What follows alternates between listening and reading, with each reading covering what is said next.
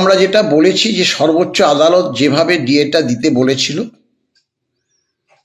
সকলেই জানেন 25% পরবর্তী প্রথম কিস্তি, সেটা আমি বলেছি 25-এর সঙ্গে 10-15 যাই দিক না কেন, সেটা হিসাবটা হবে 100% ডিএর যোগফল পরবর্তী সেই অংশটা। যদি 100 টাকা টোটাল ডিএ হয়, তার 25 আর 10 35 টাকা দিতে হবে। সরকার দেয়নি, আমরা আদালত অবমাননা করেছি, মামলাটা উঠবে, সর্বোচ্চ আদালত যা নির্দেশ দেবে সেটা সরকারকে মানতে হবে। সেই পার্টটা অন্যদিকে আমরা যদি সরিয়ে রাখি, সরকার একটা তো চিন্তা ভাবনা করেছে, এটা তো যদি অস্বীকার করি সেটা ভুল হবে। সরকার সরকারি কর্মচারীদের বকেয়া ডিএটা দেবে 16 থেকে 19, বেসিকের উপর টোটাল যা হবে তাকে দুটো পার্টে দেবে। এবং শুধু যে খোদ সরকারি কর্মচারী না, শিক্ষক, অশিক্ষক, বোর্ড, কর্পোরেশন, সব ধরনের কর্মচারী যারা এক্সচেকার থেকে বেতন পান তাদেরকেও দেবে বলেছে, অর্ডার করেছে। এই পরিপ্রেক্ষিতে অনেকেই বলছে যে শিক্ষকরা পাবে না, বোর্ড, কর্পোরেশন, পঞ্চায়েত এরা পাবে না। দেখুন, সরকারি অর্ডার বেরিয়েছে, এই মুহূর্তে পাবে কি পাবে না সেই প্রশ্নটা উঠেছে, এটা উঠবেই স্বাভাবিক। আমরা খোদ রাজ্য সরকারি কর্মচারী, বিশেষ করে শিক্ষক, অশিক্ষক, বোর্ড, কর্পোরেশন, তাদের যে বেতন, তাদের যে পেনশন, তার আইডিয়াটা আমাদের অতটা নেই, থাকবার কথাও না। যারা যে সংস্থায় কাজ করে তারাই সেটা বলতে পারবে। গ্র্যান্টিন এইড থেকে এদের বেতন হয়, আর আমাদের খোদ রাজ্য সরকার বাজেট প্রভিশন রাখে, সেখান থেকে বেতন হয়, পার্থক্য অনেক আছে। এখন তাহলে আমাদের কাজটা কি? যারা খোদ রাজ্য সরকারি এখনো চাকরি করছে তারা খুব সহজে সেগুলো নিজেদেরটা নিজেরা করে নিতে পারবে এবং করছেও তারা। যারা অবসর নিয়েছে, বিশেষ করে অবসর নিয়েছে, দেখুন আজকে একটা বিজ্ঞপ্তি প্রকাশ পেয়েছে, আমি দেখেছি এই বিজ্ঞপ্তির জন্য কারো কিন্তু মাথা ব্যথা নেই। সরকার কিন্তু তার কথা মতো প্রতিটি সংবাদপত্রে বিজ্ঞপ্তিটা প্রকাশ করেছে। ই সার্ভিস বুক, সরকার কি বলেছিল যে না, 16 থেকে 19 পর্যন্ত HRMS করা আছে, সেখানে থেকে বেতন হতো। তারপরে যারা পেনশন পরবর্তীকালে রিটায়ার করে পেনশন চলে গেছে তাদেরও ই সার্ভিস বুকে HRMS এ ধরা আছে, কিন্তু 8 থেকে 15 সেটা নেই। সরকার তার দোহাই দিয়েছে, দোহাই দিয়ে বলেছে যে আমরা 16 সাল থেকে 19 সাল পর্যন্ত ক্যালকুলেশন করে দুটো পার্টে দেব। কারণ সরকার বলেছে যে 16 থেকে আমাদের HRMS এ সরকারি যে সকল তথ্য এখানে বলেছে, সার্ভিস বুক সরকারি কর্মচারীদের চাকরি সংক্রান্ত অত্যন্ত গুরুত্বপূর্ণ নথি, কর্মচারীদের বেতন নির্ধারণ, পে ফিক্সেশন, পদোন্নতি, অবসরকালীন সুযোগ সুবিধা ইত্যাদি নির্ণয়ের ক্ষেত্রে ব্যবহৃত হয় এই যে ই সার্ভিস বুক, সেটা আপলোড করছে। আমরা জানি, আমরা খোদ রাজ্য সরকারি কর্মচারী, অনেক ডিপার্টমেন্টে আমরা খোঁজ দিয়েছি, অনেক ডিপার্টমেন্ট একটা কমিটি করে দিয়েছে, তারা সেগুলো আপলোড করছে।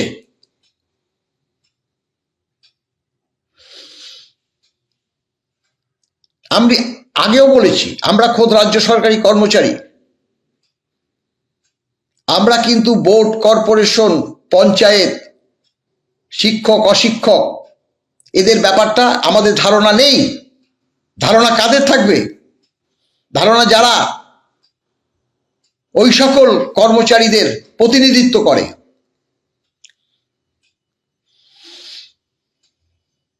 সরকার বলেছে সংশ্লিষ্ট দপ্তরগুলিতে পাঠানো হয়েছে,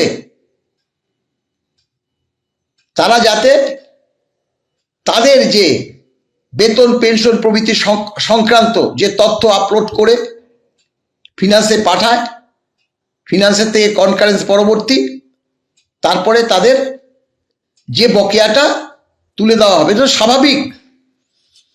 খোদ রাজ্য সরকার আজ পাচ্ছে, কাল শিক্ষক পাবে। সেটা কি এই রাজ্যে সেই ধরনের পরিকাঠামো তৈরি করেছে সরকার? করেনি। সরকার যদি করে না থাকে তাহলে আমি আপনি কি করব?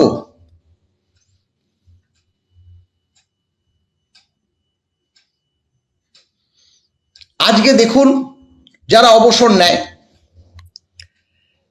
অবসর নেওয়ার পর আপনারা জানেন যে হেলথ স্কিমে অবসর নেওয়ার পরও ঢোকা যায়। কারণ হেলথ স্কিমে আমরা সবসময় যারা অবসর নিয়ে নেয়, আমাদের সংগঠন থেকে তাদের পরিষ্কার বলে দেওয়া হয় যে হেলথ স্কিমে কিন্তু আপনারা ঢুকবেন আপনাদের স্বার্থে। কারণ এখন যে চিকিৎসার ব্যয় আমাদের রাজ্য সরকারের ক্ষেত্রে, এই যে হেলথ স্কিম 2008 একটা শক্তিশালী আমাদের কিন্তু বেঁচে থাকার উপায়। অস্বীকার করলে তো হবে না, সব জিনিস অস্বীকার করা যায় না। আমার সরকার আমার বিরোধী হলেও বাস্তবটাকে তুলে ধরতে হয়। তাহলে কি হয় আপনারা দেখবেন, আপনারা চাকরি অবস্থায় যখন হেলথ স্কিমে থাকেন, আবার অবসর হয়ে গেলে পরে সেটা তো পরিবর্তন হয়, তখন আপনাদের ছুটে যেতে হয়, আপনাদের ওই কম্পিউটারাইজ করতে হয়, আপনাদের যেতে হয় অবসর নেওয়ার পর। কেউ সঙ্গে সঙ্গে যায়, কেউ হয়তো 2 বছর পরে যায়, যখন প্রয়োজন মনে করে আমার তখন করতে হবে তখন যায়। কিন্তু যেতে তো তাকে হবে, যেতে তো তাকে হবে।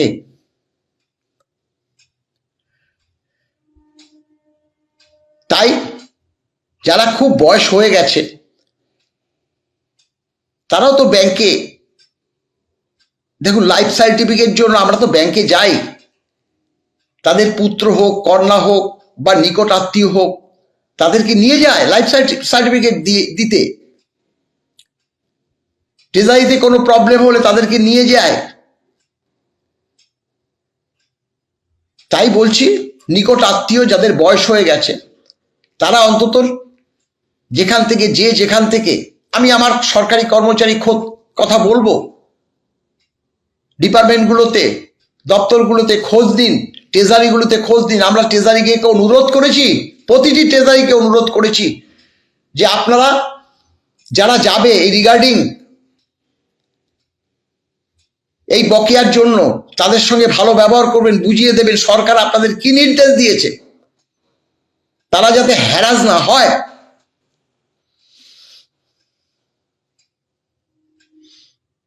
যারা বকেয়াটা পাবেন তাদেরও দায়িত্ব আছে, এখানে লিখে দিয়েছে।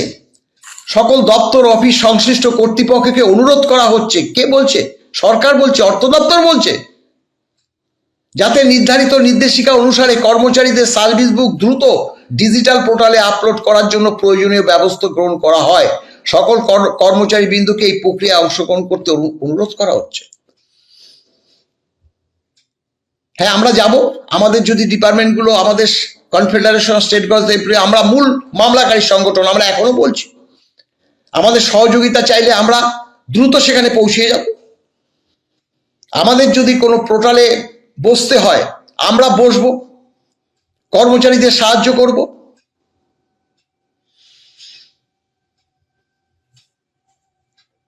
এবার দেখুন, আপনারা জানেন যেদিন অর্ডারটা বেরিয়েছে, প্রত্যেকবার যখন আমরা মনে করেছি যে এবার বোধহয় ডিএটা দেবে, ট্রাইব্যুনালে যখন অর্ডার পেয়েছি তখন 16 সাল পর্যন্ত আমরা ক্যালকুলেশন করে বিভিন্ন কর্মচারী সমাজের কাছে তুলে ধরেছি, কেউ না করতে পারবে না। মাননীয় হরিশ ট্যান্ডন যেটা হচ্ছে মে মাসের 22 তারিখে, 22 সালে মে মাসে যখন অর্ডারটা হলো 3 মাসের মধ্যে দিতে হবে, অর্থাৎ আমরা বকেয়া পাবো, সঙ্গে সঙ্গে সেই ক্যালকুলেশন করেছি, করে কর্মচারী সমাজের কাছে প্রচার মাধ্যমে হোয়াটসঅ্যাপে, মেসেঞ্জারে আমরা জানিয়ে দিচ্ছি। এবং সর্বোচ্চ আদালত থেকে যখনই অর্ডারটা বেরিয়েছে, আমরাই confederation of state government employees, আপনারা জানেন কিভাবে ডিএ ক্যালকুলেটর প্রতিটি মাস ধরে আমি করে দিয়েছি। এখন অনেক কর্মচারী বলছে, মলয়দা আমাকে একটু হোয়াটসঅ্যাপে দেবেন, মলয়দা আমাকে একটু মেসেঞ্জারে পাঠায়। দেব না, আপনাদের আমি দেব না, দুঃখে বলছি। আমার পেজে, আমার সংগঠনের বহু যারা আমার সঙ্গে আমার ফলো করে, তাদের কাছে এই যে ইনফরমেশন সব যায়, আপনারা শুধু সেখান থেকে নিয়ে নেবেন, আপনারা ডাউনলোড করে সেগুলোকে ফাইল আপ করবেন, আপনাদের সুবিধার্থে বলছি। আমার কাছে কিছু চাইবেন না, কারণ যা ব্যস্ততা আমাদের মধ্যে আছে, ইন্ডিভিজুয়াল কেউ যদি কোনো কিছু করেন আমরা পারবো না, পরিষ্কার কথা। হয়তো ভাবছেন মলয়বাবু রেগে গেছে, কিছু কিছু কর্মচারী সমাজের জন্য সত্যি কথা বিরক্ত বোধ হয়। এবার বলছেন আমরা দেখুন 8 সাল থেকে 1-8 সাল থেকে আমরা হিসাব করে দিয়েছি, আর 16 সাল আপনারা জানেন আমরা বার বলেছি যে আমরা 16 সালে মামলা করেছি। আমরা দেখেছি যে 1/1/16 সালে আমরা 75% পাচ্ছি, দিল্লি, চেন্নাই বা আইসিপিআই 125, তাহলে ডিফারেন্স কত? 50%। আর 1/4/2008 আমরা 2, ওরা 12, ডিফারেন্স কত? 10। অর্থাৎ প্রথম দিকের ডিফারেন্স গুলো কম ছিল, বামফ্রন্ট সরকার ছিল, কম ছিল, বারবার বলেছি। ধীরে ধীরে বেড়েছে। তাই 16 সালে সরকার যখন বলেছে যে 16 থেকে 19, সেটার ক্যালকুলেশনও কিন্তু কম হবে না, সেটার ক্যালকুলেশন কম হবে না। দেখুন আমি বলছি, আমি এই 16 সাল থেকেই ধরছি। 1 জানুয়ারি 2016 125 পাচ্ছে কারা? দিল্লি, চেন্নাই বা এআইসিপিআই 125, আমরা তখন 75, তাহলে ডিফারেন্স 50। আর সবসময় মনে রাখবেন ডিএটা সবসময় 6 মাস পর্যন্ত থাকে, তারপরে আবার পরিবর্তন হয়, এআইসিপিআই পরিবর্তন হয়, যেটা নির্দিষ্ট নিয়ম মতো কেন্দ্রীয় সরকারি কর্মচারীরা, অন্যান্য রাজ্য সরকারি কর্মচারীরা আপনার এই দিল্লি, চেন্নাইতে কর্মরতরা পেয়ে যায়। তাই এই যে 125 আর 75, 6 মাস আমরা 50% করে পেয়েছি, মানে আমাদের বাকি ছিল। আমি বলেছি যে মানে যত নিচের দিকে নামবে তত বেশি হয়েছে। সরকার তখন, মানে বর্তমান সরকার ভেবেছিল না দিয়ে পারবে, 50, 60, 70 যা ইচ্ছে বাকি থাকুক না কেন, আমরা দেব না। কিন্তু এখন তো নথি স্বীকার করতে হয়েছে কর্মচারী সমাজের কাছে। তারপরে আমরা 85, ওরা 136, আমরা 85, ওরা 136, ডিফারেন্স 51 মানে কি?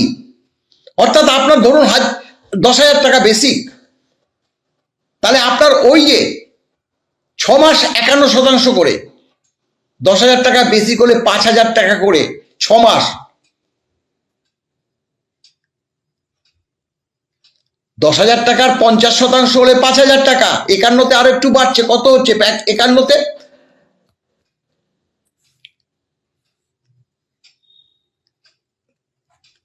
মানে আরো আমি 7,000 টাকার উপর করেছি, 3570 টাকা। তাহলে এখন ব্যাপারটা হলো এই করতে করতে দেখুন, আবারও বলছি, আমাদের যখন 85%, তখন দিল্লি, চেন্নাই বা অর্থাৎ এআইসিপিআই 139, ডিফারেন্স 54, অর্থাৎ নিচের দিকে আমাদের বকেয়াটা অনেকটা বেশি ছিল। তাই 16 থেকে 19 ক্যালকুলেশন করলে যে একটা সাধারণ ভাবেই আপনারা দেখবেন যে অংশটা কত হয়।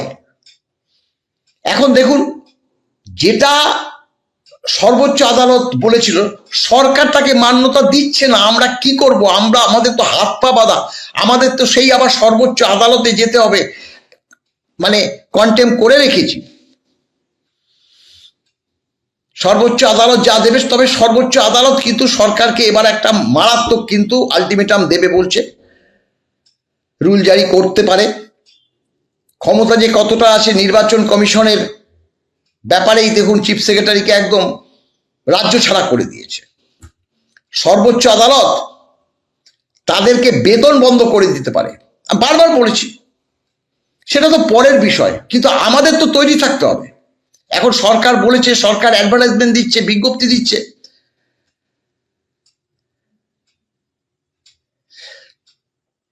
তাই বলছি যে আপনারা একটু সচেতন হন, আপনারা নিজে থেকে একটুখানি উদ্যোগ নিন। এবং আমি বলবো, যারা শিক্ষক, অশিক্ষক, বোর্ড, কর্পোরেশন, পঞ্চায়েত, তাদের যে সংশ্লিষ্ট যে দপ্তরগুলো, সেই দপ্তরগুলোতে আপনাদের সংগঠন থেকে যদি যায় ভালো, না হলে আপনারা নিজেরা ব্যক্তিগতভাবে উদ্যোগ নিন। কেন এগুলোতে আমরা confederation of state government employees, আমাদের পক্ষে তো সম্ভব না, কারণ আমাদের চাকরির যে শর্তগুলো, তার সঙ্গে এদের পার্থক্য আছে। কিন্তু সরকার তাদের বেতন দেয়, আমাদেরও বেতন দেয়, দুজনকেই দিতে হবে। যদি তাদের দেরি হয়, তাহলে এই যে কাজগুলো যদি নির্দিষ্ট নিয়ম মতো তাড়াতাড়ি না হয়, তাহলেই দেরি হবে। তাই হ্যাঁ, হয়তো নিশ্চয়ই কিছু কিছু উত্তেজিত হয়ে কথা বলেছি, আজকেও বেরিয়েছি, রোজ বেরোতে হচ্ছে। দেখুন, আমরা তো অবসর নিয়েছি অনেকদিন, রোজ বেরোতে হচ্ছে, এখানে যাচ্ছি সেখানে যাচ্ছি, খোঁজ নিচ্ছি। আজকেও অনেকগুলো ডিপার্টমেন্টে খোঁজ নিয়েছি। যেমন এই খোঁজগুলো আমরা নিতে পারি, যেমন আরবান ডেভেলপমেন্ট, রুরাল ডেভেলপমেন্ট, যেগুলো আপনার ওদের কাছে কি নির্দেশ দিয়েছে সরকার, কতটা কি কাজ হচ্ছে, কারণ পঞ্চায়েত তারা ওই মিউনিসিপ্যালিটিগুলো পাবে। তারপরে শিক্ষক মানে উচ্চশিক্ষা দপ্তর, প্রফেসরদের ক্ষেত্রে কলেজ, বিশ্ববিদ্যালয়, তাদের কাছে কি নির্দেশ এসছে, স্কুল এডুকেশন, তাদের কাছে কি নির্দেশে তারা কিভাবে করছে। এবং আমরা এই কাজগুলো তো খোদ রাজ্য সরকারি কর্মচারীরা করে, তাদেরকে আমরা অনুরোধ করছি তারা দ্রুততার সঙ্গে এই কাজগুলো, সরকার ফিনান্স দপ্তরের যে অর্ডারগুলো পাঠিয়েছে সেগুলোর খোঁজ খবর নিয়ে দ্রুততার সঙ্গে কাজ করুন। দেখুন, এখানে কিন্তু আমার আপনার মতো কর্মচারীরাই কিন্তু বকেয়া ডিএটা পাবে, প্রায়োরিটি দেবেন। ট্রেজারিগুলোকেও বলছি, বয়স্ক সব কর্মচারীরা হয়তো খোঁজ দিতে যাবেন বা তাদের নিকটাত্মীয় যাবে, তারা লিয়াজো অফিসার বা একজনকে মোটামুটি দায়িত্ব দেবেন, যাতে তাদের সঙ্গে ভালোভাবে কথা বলে একটু বুঝিয়ে দেবে সাধারণভাবে কি করতে বলেছে, আপনাদের কাছে কি নির্দেশ গেছে। ভালো থাকবেন, সুস্থ থাকবেন।